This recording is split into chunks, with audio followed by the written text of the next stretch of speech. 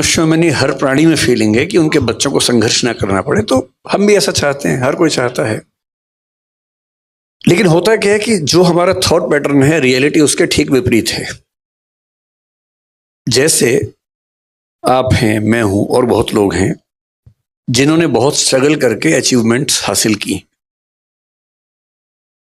जब अपने बच्चों को सुविधाएं देते हैं, उनका लॉजिक क्या होता है कि बेटा हम तो लाइट भी नहीं आती थी, टेबल लैंप जलाते थे। टेबल क्या, वो जो डिबरी वाला होता था, ऑयल वाला जो लैंप होता था, लालटेन जलाते थे, उससे पढ़ते थे। तुम्हें तो एसी, पंखा, कूलर सब कुछ मिला हुआ है, इतने बढ़िया लाइट्स मिली हुई हैं, लाइट भी नहीं जाती है, जनरेटर भी लगा हुआ है। बेटा एक तो हमारे पुरानी पीढ़ी में सब पेरेंट्स का स्कूल नदी के उस पार ही था। हमारा स्कूल तो नदी के उस पार था।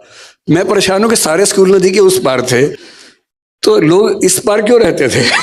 उसी पार रह लेते।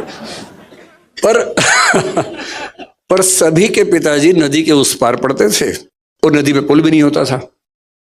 नदी पैदल पार करते थे, 10 मील दूर चल के जाते थे, फिर स्कूल में स्ट्रगल होती थी। ये हम सब ने सुना है। लेकिन उनके बच्चों को सुविधाएं बेहतर मिली, हमारे बच्चों को और मिल रही हैं। लेकिन जो सही लॉजिक है वो क्या है? कोई व्यक्ति इतना महान इसलिए बना, इतना अच्छा इसलिए बना कि उसने स्ट्रगल की थी। क्योंकि स्ट्रगल करने से उसके अंदर जो स्मार्टनेस आती है, उसके बिना आ ही नहीं सकता। थॉमस एडिसन को स्कूल के लोगों ने कहा कि ये पागल बच्चा है, हम नहीं झेल पाएंगे इसको, स्कूल से निकाल दिया उसको। उसकी माँ बड़ी समझदार थी, तो बच्चे को माँ लेके आई घर। बच्चे ने पूछा, मम्मी मैं स्कूल नहीं जाऊंगा कल से? तो बोली, हाँ बेटा। क्यों? तो उसने कहा, प्रिंसिपल कह रहे थे कि बाकी बच्चे तुम्हारे साथ चल नहीं पाएंगे। बात तो सही बोली, पर दूसरे तरीके से बोली।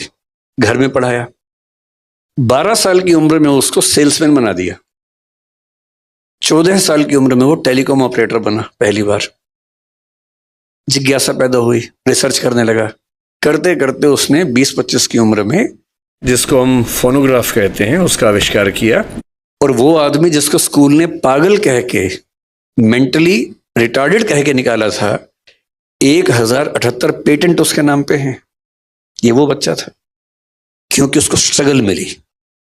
जिसको स्ट्रगल नहीं मिलेगी, कोई खास तीर नहीं मार पाएगा। सही बात है। इसलिए अगर आप चाहेंगे आपके बच्चों को सारी सुविधाएं मिले, तो एवरेज लोग बनेंगे, बहुत खतरनाक किस्म के लोग बनेंगे, इस पर के चांसेस कम है। तो तरीका ये है कि सुविधाएं दें, थोड़ा सा लिमिट करें, और कोशिश करें कि किसी एक मामले में फायर उनके अंदर पैदा हो। किसी एक मामले में उनको 10 ऑप्शन दीजिए कि भाई तुम्हें खेलना है तो 4 दिन ये खेल खेल के देखो, क्रिकेट खेल के देखो, फुटबॉल खेल के देखो। जिस खेल में उनका एप्टीट्यूड ठीक से काम करे, उनका मन भी लग जाए, उसमें आगे बढ़ाइए। जिस दिन आपके बच्चे को कोई फील्ड मिलेगी जहां उसका मन कर जाएगा, फिर ये चीज बीच में नहीं आएगी कि सुविधाएं हैं तो बच्चे आगे नहीं बढ़ रहे, फिर बढ़ेंगे। उनको इंटरेस्ट वैसा डेवलप होना चाहिए। तो आपके और मेरे लिए सलाह ये है, क्योंकि हमारे बच्चे उस स्थिति में है कि संघर्ष वैसे तो नहीं मिलेगा उनको, तो थोड़े और संघर्ष, थोड़ा हॉस्टल लाइफ जब मिलेगी, बाहर जाएंगे, 50 लोगों से मिलना जुलना होगा, वो होगा। एक ऐसी फील्ड चुनवा दीजिए जो उनके इंटरेस्ट की हो, और उसमें उनका मन करे कि मैं कमाल कर दूं, तो फिर आप पाएंगे वो सारे सिम्टम्स दिखेंगे जो हमें अभी नहीं दिख रहे। एक इसमें आखिरी छोटी सी बात मैं आप सबसे रिक्वेस्ट करूंगा। देखिए, मेरा एक बेटा है, एक बेटिया है, जो मतलब हमारे भाई साहब की बेटी है, हमारे साथ रहती है। दोनों बच्चे 17 साल के भी हैं, 18 के होने वाले हैं। एकदम सामान्य बच्चे हैं, पढ़ने में भी सामान्य हैं, हर चीज में सामान्य है। ज्यादा स्ट्रेस लेना नहीं है, साधारणता को एंजॉय करना है। हर बच्चा महान नहीं बन सकता। और एक बात और ध्यान रखनी है, जब तक स्पार्क ना हो आप कुछ बड़ा नहीं कर सकते। और स्पार्क हर व्यक्ति के जीवन में अलग अलग टाइम पे आता है। विवेकानंद जब तक रामकृष्ण परमहंस से नहीं मिले थे, वो स्पार्क नहीं आया था। वहां जाके स्पार्क आया, तब वो महान बने। महावीर स्वामी 30 की उम्र में घर से निकले, और उसके बाद 12 साल तपस्या की उन्होंने। भगवान बुद्ध 28 की उम्र में घर से निकले। आप पाएंगे जितने महान लोग हैं, लगभग 28 से 35 के बीच की एज में वो महानता के पहले बिंदु पर पहुंचते हैं। और हम 13 साल में, 14 साल में उम्मीद करें कि बच्चा कमाल कर दे। उस स्पार्क का वेट कीजिए, चिंगारी कभी तो लगेगी, वो चिंगारी जब लगेगी कमाल हो जाएगा, आप चिंता मत कीजिए, चिंगारी का इंतजार कीजिए, चिंगारी का माहौल बनाइए, घास फूस इकट्ठा करते रहिए ताकि चिंगारी आए तो आग लग जाए, बस हमारा उतना ही काम है। आपने थॉमस एडिसन का कहा कि वो सेल्समैन बना, सेल्समैन तो आप भी बने थे, आपने कैलकुलेटर बेचे, तो जब जिंदगी का आपका वो पड़ाव आया, जब आप डाउन एंड डस्टेड थे, तो वहां से कैसे उठे?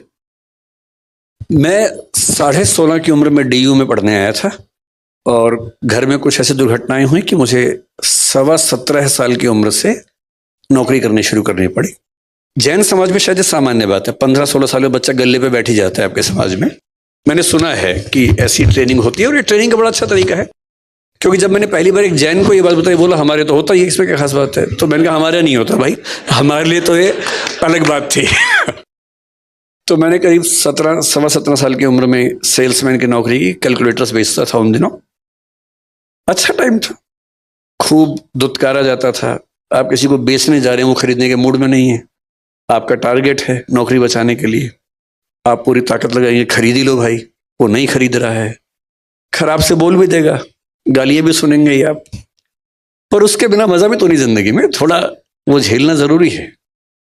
तो मैं बहुत खुश इस बात से, मेरे पेरेंट्स दुखी रहे लंबे समय तक कि जो तुम्हारा करियर बनने का समय था, हमने तुम्हें उस समय स्ट्रगल में डाल दिया। अब तो मेरी माँ नहीं है, 6 साल पहले उनका देहांत हो गया, पर मैंने उनसे हमेशा ये बात कही कि आपको अंदाजा नहीं है कि आपने क्या किया मेरे लिए। अगर आप भी मुझे सारी सुविधाएं देते तो मैं भी एक सामान्य जीवन जी रहा होता। स्ट्रगल्स दी तो उससे चीजें बहुत बेहतर हो गई।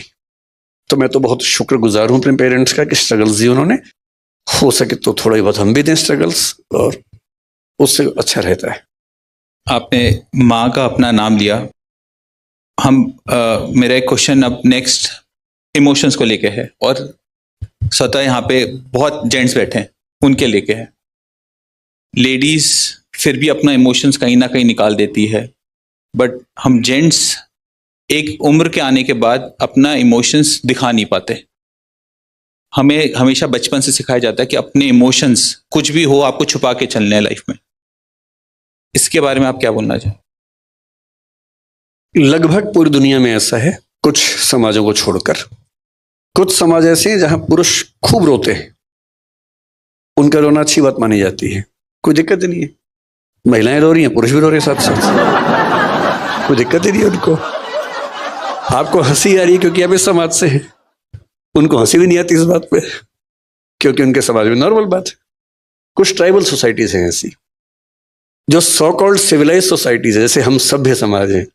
ये सभ्य समाज दरअसल मूर्ख समाज है। ये अपनी बेसिक टेंडेंसी से बहुत दूर निकल गए हैं और बोलते हैं कि हम सभ्य हैं। बहुत सारी ट्राइबल सोसाइटीज हमसे बहुत एडवांस हैं कई मामलों में। तो सभ्य समाज में अगर बहुत पीछे जाएं तो जब सभ्यता शुरू हो रही थी, खतरे बहुत ज्यादा थे आसपास।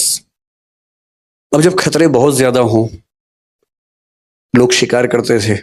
बहुत कम समाजों के पास ये सुविधा थी कि वो कंद मूल खा के जिंदा रह सकें। भारत एक ऐसा अच्छा उदाहरण है। अच्छा, जैन समाज आप देखेंगे, जैन समाज मुख्य रूप से भारत में ही है, पश्चिमी देशों में नहीं है, क्योंकि उतनी सर्दी में आप केवल शाकाहार और दिगंबर परंपरा के साथ नहीं रह सकते, तो इसलिए जैन समाज आपको वहां नहीं दिखता है। रेतीले देशों में, मिडिल ईस्ट में जैन समाज नहीं है क्योंकि वहां शाकाहार से काम नहीं चलता है। तो शाकाहारी समाज जिसकी जिद है कि हम शुद्ध शाकाहारी, जो आलू तक नहीं खाएंगे, जो अभी कई चीजों की बात चल रही थी हमारी कि हम अदरक भी नहीं खाएंगे, हम हल्दी भी, जो हरी हल्दी नहीं खाते हैं, हम शक्कर जो और जिमिकंद वो नहीं खाएंगे। हम इस लेवल तक जब शाकाहार को लेकर चलेंगे तो सीधी सी बात है, आप उसी देश में रह पाएंगे जहां सारी ऋतुएं होंगी और अच्छी खेती होगी। वो दुनिया में बहुत कम देशों में होता था। ग्रीनलैंड में जैन समाज नहीं चल सकता, सीधी सी बात है, क्योंकि वहां संभव नहीं है सब चीजें।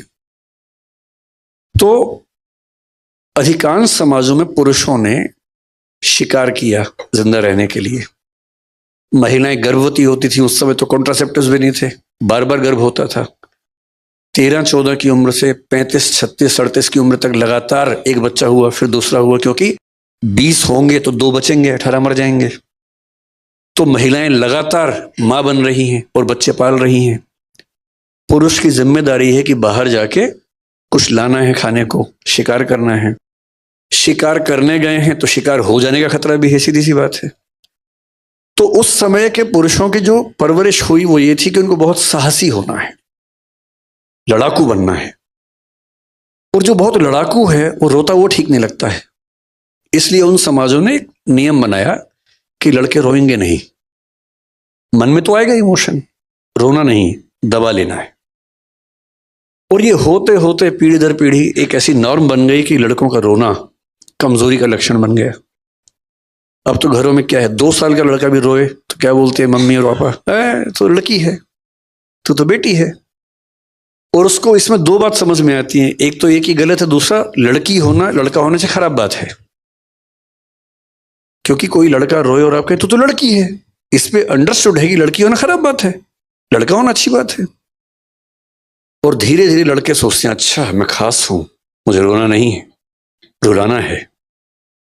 और फिर वो जिंदगी भर रोता नहीं है। और जितना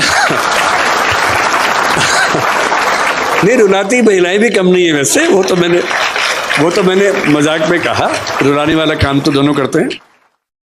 लेकिन लड़कों की मजबूरी है कि उनको समाज में ठीक दिखने के लिए अपने इमोशंस को बहुत मारना पड़ता है। अब जैसे समाज में इसकी जरूरत नहीं है, अब कौन सा भाला लेके शिकार करने जा रहे हैं, अब तो पुलिस है, सेना है, सब चीजें हैं।